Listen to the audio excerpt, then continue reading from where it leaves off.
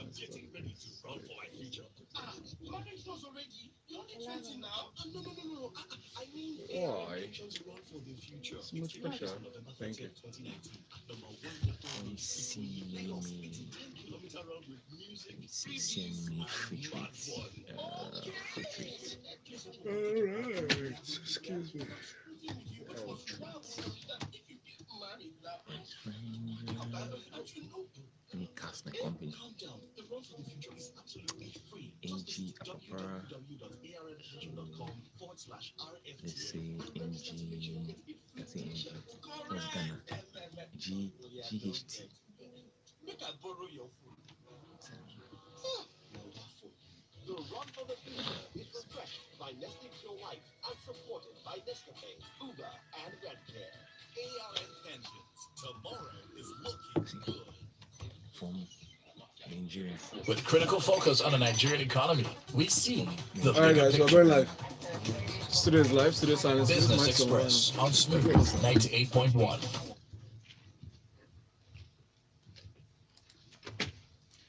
Hello, guys. Good morning, and thank you for joining us this Tuesday morning, the 19th of November, 2019.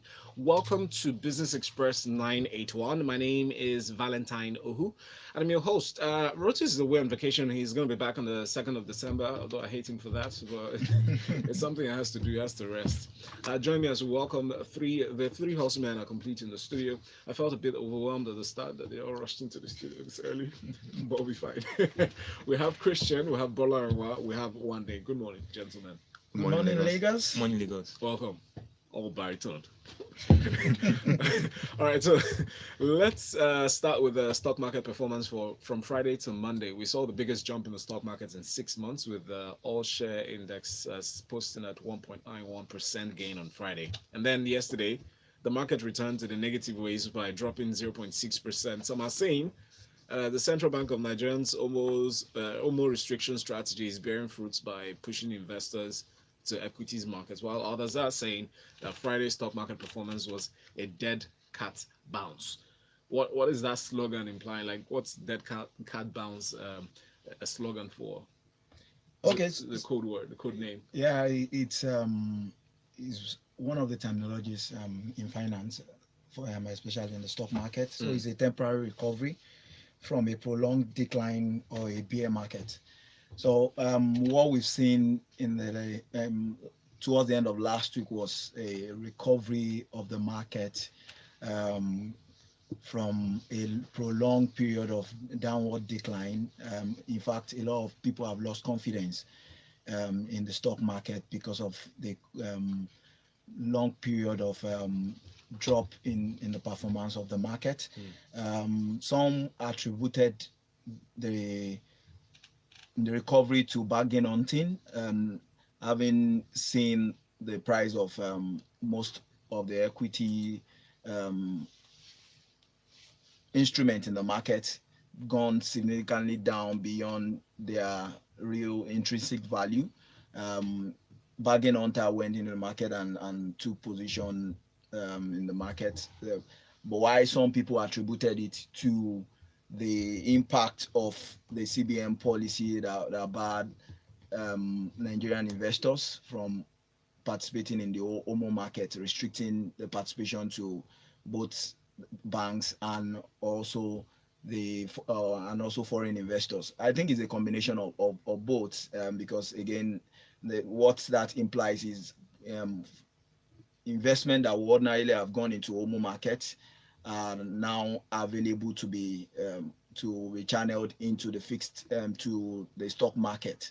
But again, you also need to look at the fundamentals in the market. Most of the equities, especially those that have a strong fundamental, looking at the likes of the stock, the banking stocks, have become significantly cheap after a long period of decline in their share prices. So investors are taking position in those securities. But again, yesterday we saw a decline. So the question then is how much benefit are the stock markets enjoyed from the CBN policy that took effect recently. The fact is, we expect that there will be some level of activity, an increase in activity in the stock market because of the CBN policy, but to what extent it would be is what cannot be said at this time. All right, interesting. So based on the thoughts you just shared about on the market, does any of you have any stock picks that you want to focus on, or you're probably just shifting your attention to fixed income? So I mean, I think that would largely depend on what people choose to do would depend on their risk appetite. I personally have an aversion for fixed income. I feel like it's a lazy man's way to Make money. Yeah, to store value, because I don't think you can grow anything given that inflation is I mean above right now. Real returns is negative. But so, doesn't that depend on the amounts that you put on fixed income? yeah, but well, if you compare it to what inflation is doing now, right? I mean 11.6. The 1 year T-bills at the last auction was what 10%. Oh boy. So if you buy a 1 year bill, right, in a year's time, it's expected that you'd be like 1.6% poorer. Yeah, so it doesn't make any sense. And then considering that some equities can actually return from dividends alone can give you 12%, 14%. I see no reason why I should go and sit in fixed income when I can play in equities. Having said that, I think the banking stocks still remain attractive at this time. The likes of GT, Zenith, the usual names, UBA if you have some appetite for risk. Basically, yes, that's it. All right, very interesting, Christian. Thank you. In case you're interested, of course, all of you are. I haven't mentioned this earlier, but channel of conversation is WhatsApp. That's primary channel. There's also YouTube and Twitter. For WhatsApp, you want to send a message to 0809 444 0981 0809 444 0981. YouTube, we're live. We're streaming live there. Subscribe so when we come back up, you can hear the little prompt and join us. But of course, Twitter is at hashtag Business Express 91 at Smooth 91 FM.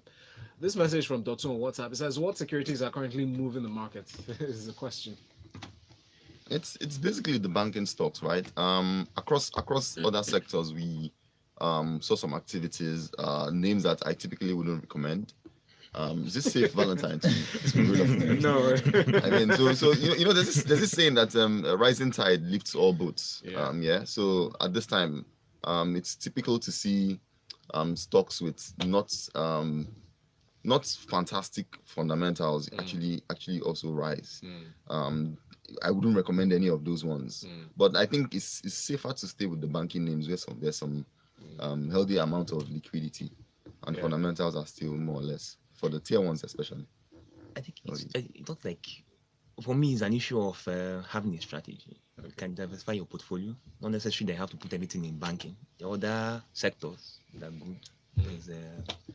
There's a consumer, although which is depressed, but then you can also find value in them. Right. You can also find value in cement. Okay. So the other options. So, Dotun, as with everybody else, we always say do your due diligence before investing, and just try to do a bit of research on the companies, and then advise yourself based on an informed decision. And now let's move on to the long run discussion on the border closure, and also talk about the latest inflation numbers. Rotus was on Twitter yesterday.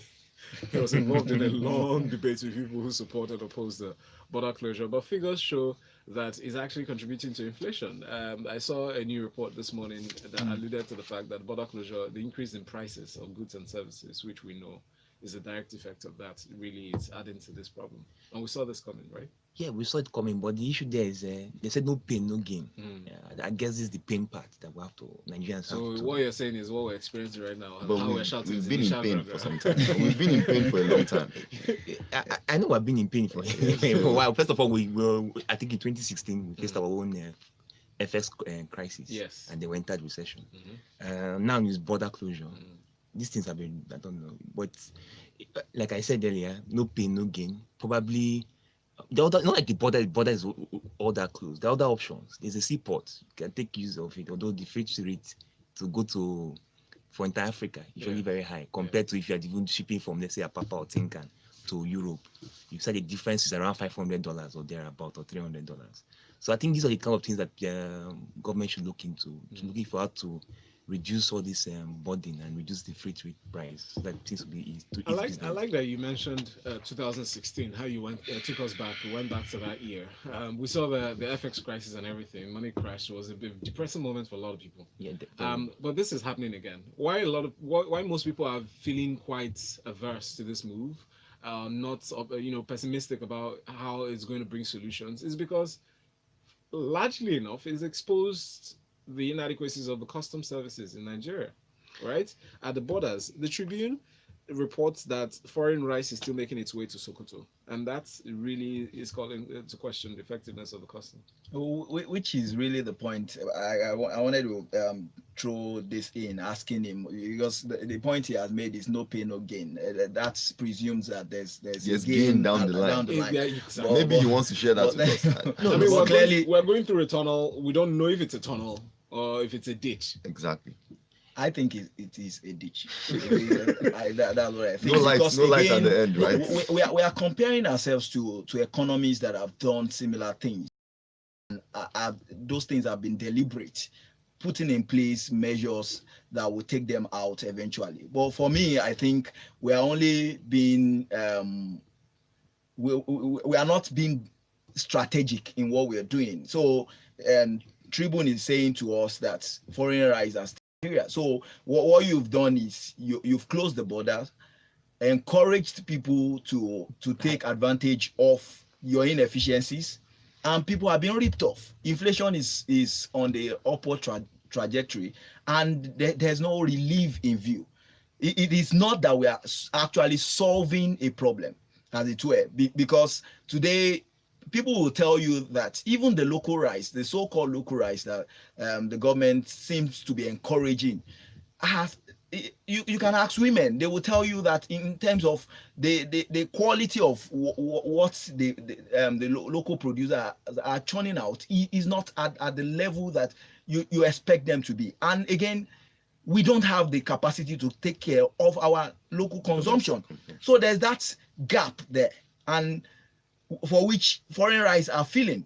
I'm not saying that we should continue to patronize foreign foreignly produced rice, but the point is we are deceiving ourselves with data. So some data will tell you that we have excess local capacity, but the truth is we know that we don't have excess local capacity to meet our local demand. So as it were, people are still smuggling rice in. The same rice that they will have sold at probably 10,000 naira, they are now selling it at 20,000 naira, making excess profit of the people. So they are ripping the people off, while the government is saying they are making deliberate effort to encourage local production. There are a lot of things that have not been taken care of. So in economics, I know I'm very, very well aware of this term. Too much money chasing too few goods. Yeah. And the too few Stokes goods we're talking inflation. about, yes, inflation. The too few goods we're talking about is even the foreign produce, the foreign rice, right? Yes. We talk about the local rice having stones, sands. That's what people complain about. But we've always known this. That's how local rice has been. But then I tell people this, all right? I feel like it's a major factor of lack of mechanization, the proper mechanization of farming in Nigeria. We don't have the resources. Is it that we don't have the resources, or not much attention has been paid to that over the years? Let me just point to this first. I think there's an issue I usually find is that there's a mindset issue. Nigerians are always, let me not tag us bad in such a light. Shiny. Whenever there's a policy, Yeah. Nigerians we look for a way of averting it, or looking for how to circumvent in the bid to getting profits. Instead of looking normally, if a policy is supposed to get towards a particular targeted towards a particular outcome, we don't look at that. We look at more of okay, how do we do things to meet our profit? Or I know people will tell me about efficient market and thereabout. Efficient is coming for you. I know that. I'm sure it's coming from efficient market. Yeah, because I mean, you can't beat the market. The market is supreme, right? When the laws of demand and supply will forever exist, right? So if you think that by limiting supply you can force people, or after you've cut off supply you can actually still control demand, that's not possible. Demand is going to remain. You can only maybe try to Bring it down for a tweak, while. tweak the factors that could influence demand, maybe by purchasing power, which really is non-existent at this time. But if you have cut off supply of a product, it's only normal that the prices will go up because demand is still there. And this is, we're talking about staples. It's food, right? Yes. And then it's not just food, birds. I mean, poultry. Rice. Chicken. Poultry. A lot of exactly. things. A lot of things can come I in. went to this shop down the Pineapple. road at Jello Deco the other day. There was no single chicken left. So As no- big as it is. This one here. Yeah, so that one is a different conversation, no? Because you can't tell me that the whole of Nigeria can't source I don't chicken. understand. So I, that you see chicken everywhere. When you go to the village, don't you see chicken On the road. My former boss will always say that the laboratory of economic policy is the market. So That's where you test when you everything. roll in a policy and the reaction from the market shows that your policy is not working, That's your direct result right there. it simply tells you that That's your result. you know you can deceive yourself in your bedroom, but the market will clearly tell you whether your policy is working or not when That's you right. roll it in. All right, Onye says, good morning. Why didn't the show hold yesterday? Nothing was said. Onye, thank you very much for asking the question. I was saying it earlier. I said it a long time ago. Actually, I kept repeating it. I'll still say it again. Yesterday, I had a slight technical issue. Very sincere apologies for that. But we're back. Don't worry. Everything is better now. This one says, no pain, no gain. Where is the gain? Only Sifia pains. All right. We have this one from Chika. Chika says, I guess we ought to rejoice since Dangote is set to export rice. Our government is pushing the masses to the wall, is what Chika thinks. And Trevor Naz Lapelpin says, on the border closure, did Chicken Republic really run out of chicken? Guys? So the pictures. Well, pictures you just gave an example. No, he didn't mention of names. course. He No, I just didn't said mention names. I an just- issue down the road. I don't know if it's Chicken Republic. I actually didn't say eatery, I said a shop, like Okay. a department store, a bigger Okay. one. Yinka says, if we must close borders, we should close borders to everything. Life is more than rice. In fact, they are calling us grubs for food only. Please close the border to foreign education, to foreign healthcare, foreign cars, foreign electronics, etc. Then we'll know we mean business to develop us as a country and develop our capacity in doing things. Isaac says, good morning. I hope Rotus have not jackpot from Nigeria. No, he hasn't. My take on the discussion and effects of the restriction to Omo auction on the equities market is for us investors to have a bit of patience. I see the equities markets rebounding in the short term, say 3 months. That's what Isaac is predicting. Prince says foreign rice is not banned. It's allowed through ports, I guess, through the proper channels.